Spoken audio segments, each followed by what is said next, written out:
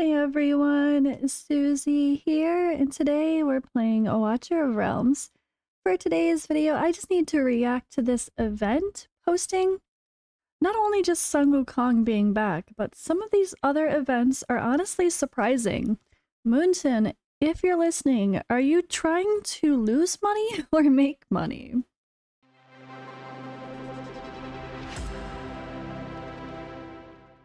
So this one is a confusing everything for me. Well, one part's pretty solid, but Sun Wukong is back. So I wanted to react and give my honest opinion of that because I feel like a lot of people must be thinking the same thing.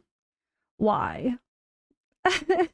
Now, I get it. He's one of the most wanted heroes in the game, and it's also around the time of a Chinese holiday, and he is highly celebrated. Okay.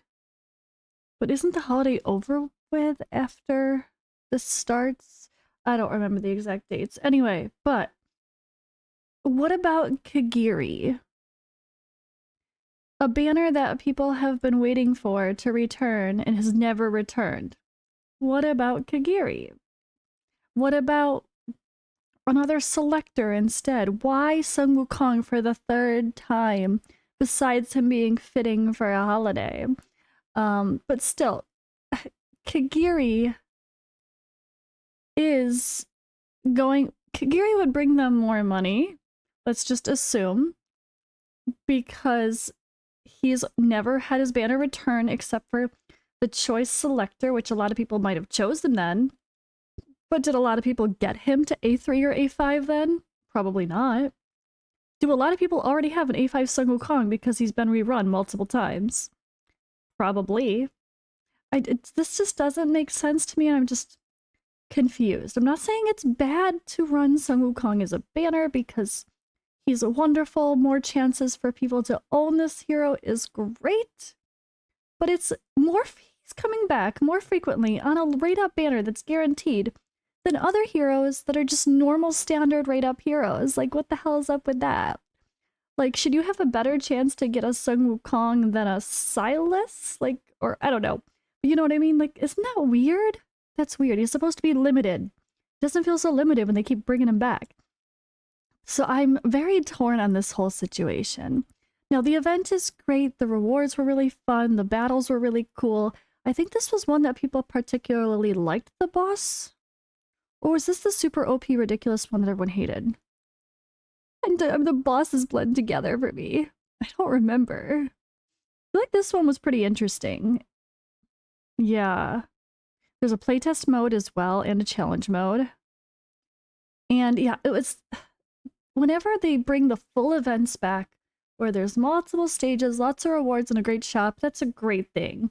But again, why not Kagiri? Okay, so that's my first part. The other part of this that confuses me is let's scroll through here. Okay, basic events, nothing surprising there. Guaranteed invocation, blah, blah, blah. Ryzen and Yuri, amazing banner. Love this. This is great. Personally, I'm absolutely down to have that at the same time. A great one to pity swap with. Love this decision though. Ryzen and Yuri are both amazing heroes that people would want to have. Not one amazing hero with one shitty hero at the same time, so that's a good decision. But again, let's keep scrolling. This. What? Rygar and Carnelian. So I get that Rygar has his place.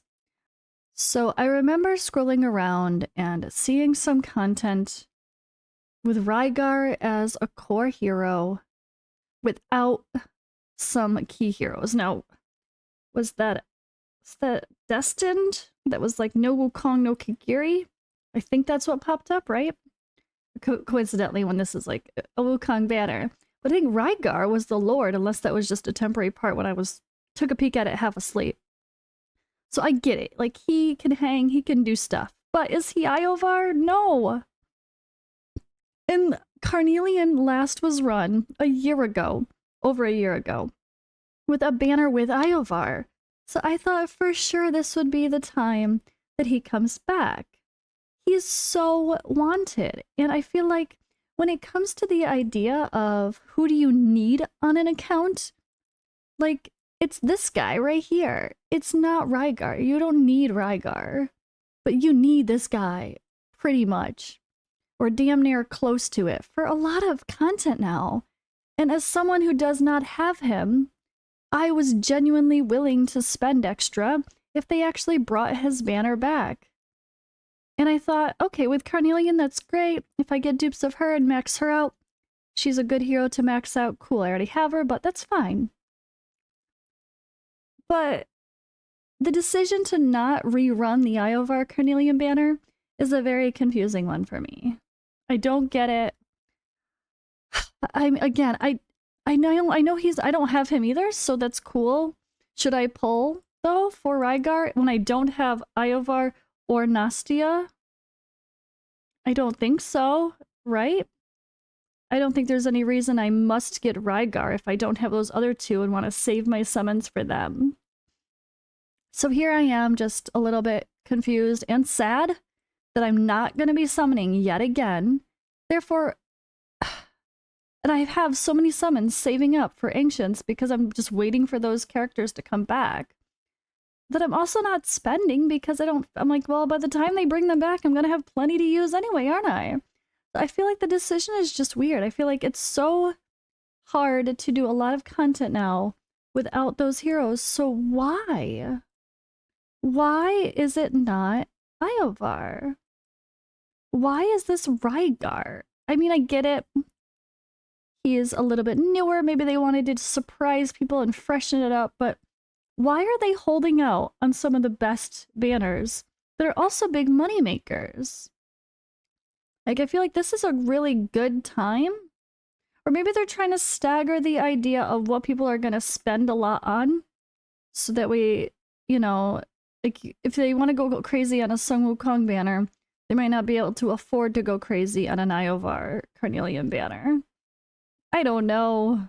But I don't really see the logic in this.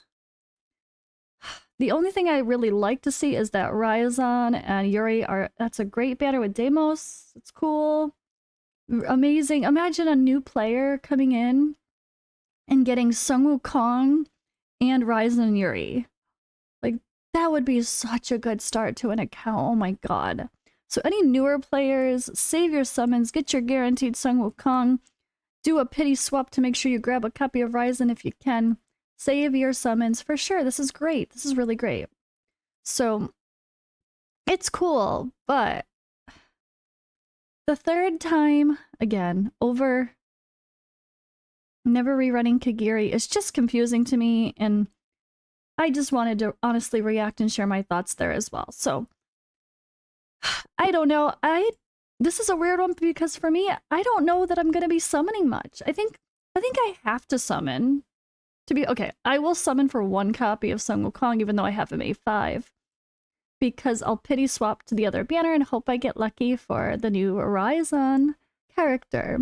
But also, if I can get multiple copies of Sun Wukong, this is 3 soulstones here that I could get back and potentially use again. So getting one more guarantee would get my Sun Wukong, you know, to an A3 without any extra soulstones that I could then use for someone else in the future.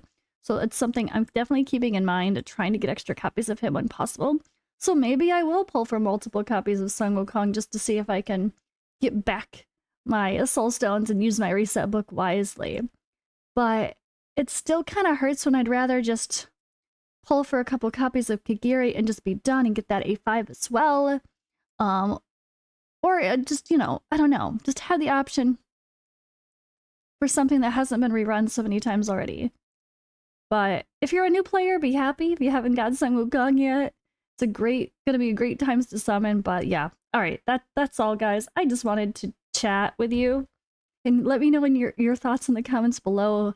I feel like those two decisions to not do Kagiri and not do Iovar are a massive loss in potential income for Moonton for the week. It's very confusing to me, sorry.